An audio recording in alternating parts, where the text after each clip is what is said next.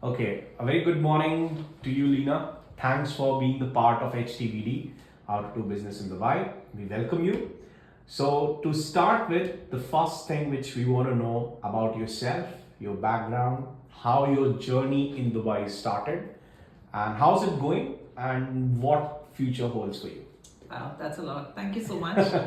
Pleasure. It's wonderful to be here, of course. My background, I am a sales expert. I've been in sales for almost 3 decades now. I want to believe that I was born into sales. Wow.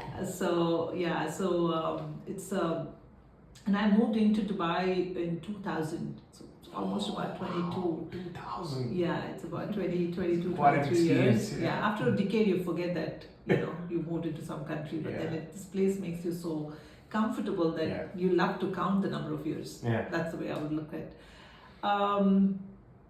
So my business or me as a person, work with businesses to help them understand the science of selling. Yeah, so I work with them to really apply the science of selling because there is a method to the madness when you're with a customer.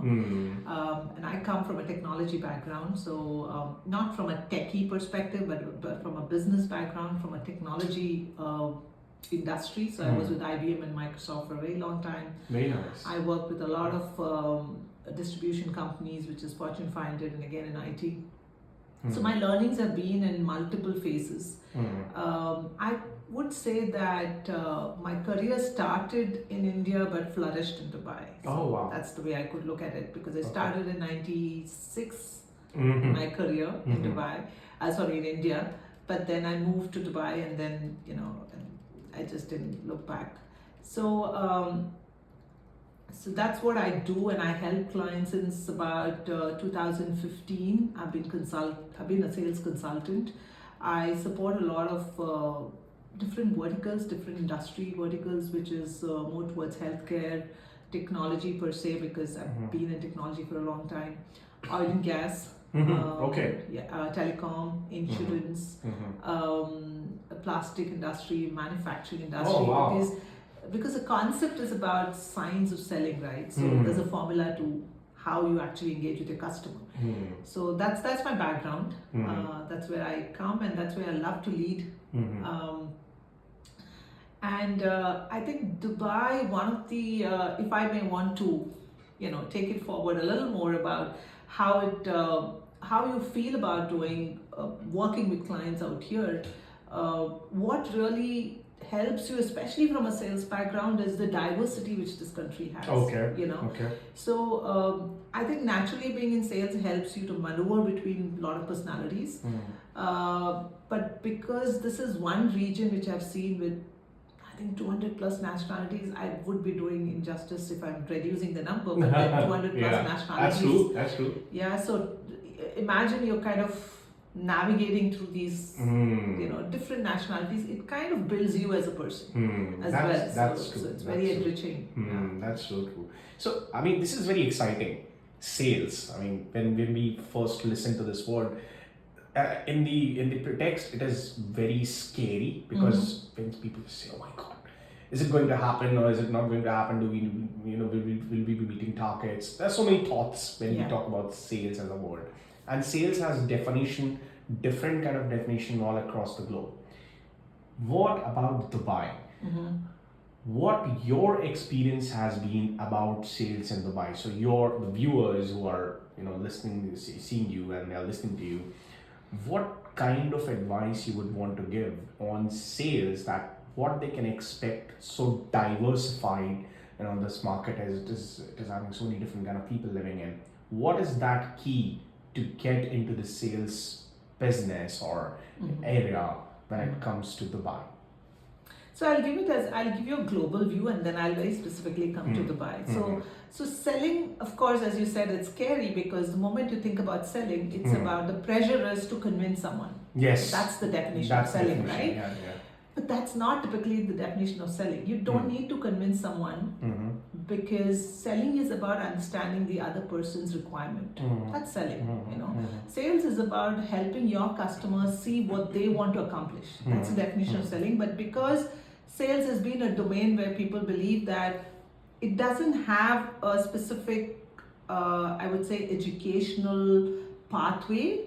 So it's more or less like framed as, if you don't do anything, just fall into sales. Yeah. That's typically what it is. What it is, yeah. You know, but that's the most difficult part of your, you got to understand someone from their perspective is the most toughest part than any other function. Because each function has a method, like finance as a method, as a formula. You have operations has got certain processes, you follow that. But sales has become like I would say the jellyfish. Yeah. You know, you gotta be everywhere. Yeah. So that's the toughest part. That's why it's scary, because the pressure is all on you. You're the front liner. That's right. Right. So the moment, and sales has changed dramatically, the way things have changed in selling over so many years, right? But one fundamental thing which has not changed is people like to do business with people whom they can trust. You know, they love to engage with you, but they'll only do business with you when they trust you. That's so right. that fundamental has not changed. More so in Dubai, what typically happens is, what I feel, it kind of enhances your skill in sales, because everybody who comes into this region comes with that pressure of making things happen. Makes sense. Right? So everybody is here to make things happen. They're moving out of their comfort zone, from their own ecosystem where they've been, and they're coming here. So what good takes place in that is, everybody wants to support each other, because everybody comes with that thought process of, we want to survive. So survive so that you can help each other, you know. So that's right. So that pressure kind of is taken off from you, that you have to convince someone, because the other person is also in the same boat as you. Same boat as you, yeah. You know, they traveled a different. The reception is much more. The reception is much more, and with reception also comes pressure, because you know, everybody is trying to survive. You know, okay, I understand where you're coming from, but because I have to survive, you need to understand me more. That's right. No, that's a very valid point. Yeah. So how about your experience? In your experience, as you said, that fundamental is trust. Yeah. You might have dealt with so many different nationalities. Yes. You know, there are Filipinos, there are Arabs, there are Europeans, there are South Americans, Britishers. Out of your experience, how do you build trust with these different kind of nationalities? What your advice would be for building trust, seeing those cultural differences, and you have to be very culturally sensitive. Yeah. So how you deal and maneuver within that cultural setup to build the trust with people who are there in, you know, interacting with you or working with you.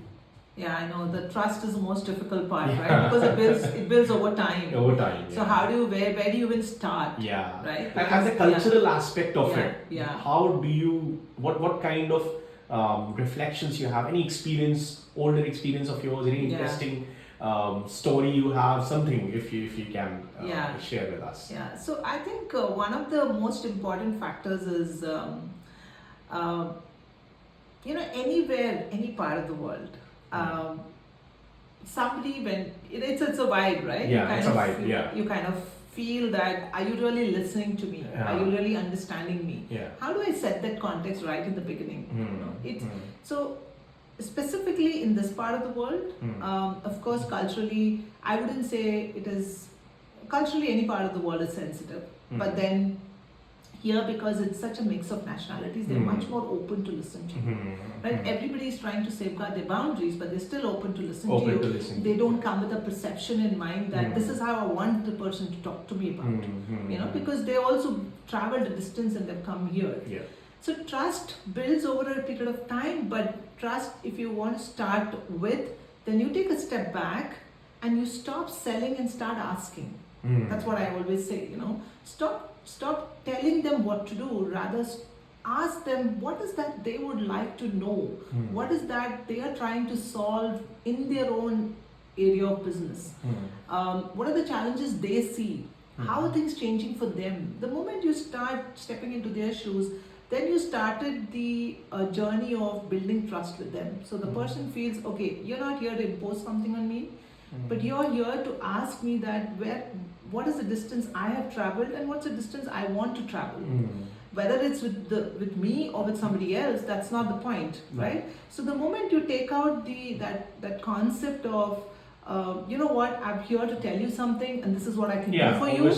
The moment that pressure is off for the other person, now the trust starts building. More so in this part of the world, because like I said, they're so open to listening to you. Coming out of their comfort zone, they're all coming from a different zone, and they all believe that, like you said, you know, there's so many nationalities, right? So they all come from a region where they want to create that ecosystem. They're open to talk to you. The moment they're open to talk to you, you got to capitalize on that, you know, that aspect, and have the right intent to have the conversation. That's right. So, and I've seen that more so, not only from other nationalities apart from Arabs, but also within the UAE nationality as well. They're so open to listen to you. They want you to give them those feedbacks, open to feedbacks, because this is a region where I think when everything goes down, they start kind of picking up. It's a lot of opportunities. No doubt about it. And we have seen the way the region responded towards COVID and you know, absolutely stabilized the whole thing, the economy. It was a remarkable experience for everyone living in this region. Absolutely. So, I mean, going forward with your experience, how do you think sales or business, for that matter, in your experience, how innovation and creativity has been prospering in this region? In your experience, sales or business, anything, because you have been working with so many different industries, where do you see creativity and innovation being boosted a lot in this region? A couple of areas, right? So basically, to even start with, I think recently when they started off with categories where they would like to bring people with creative ideas, innovation, new ideas. There's nothing called this idea is good or that. If you look at Jaytex and certain other forums which they come out here, where they give a platform for the startups, and a lot of those who want to set up their business, there's a huge arena where they can come and demonstrate what they can do for this country. Expo 2020 has been a remarkable example. Indeed. You know, every aspect in Expo 2020 has been an idea by a startup. Every aspect, the booth there, the phone booth there, the recharge of phones, connecting the vehicles to move into certain places. Every aspect has been, I mean, that's that's not an easy task for a country to really bring together everything and make it so successful. No doubt. So recently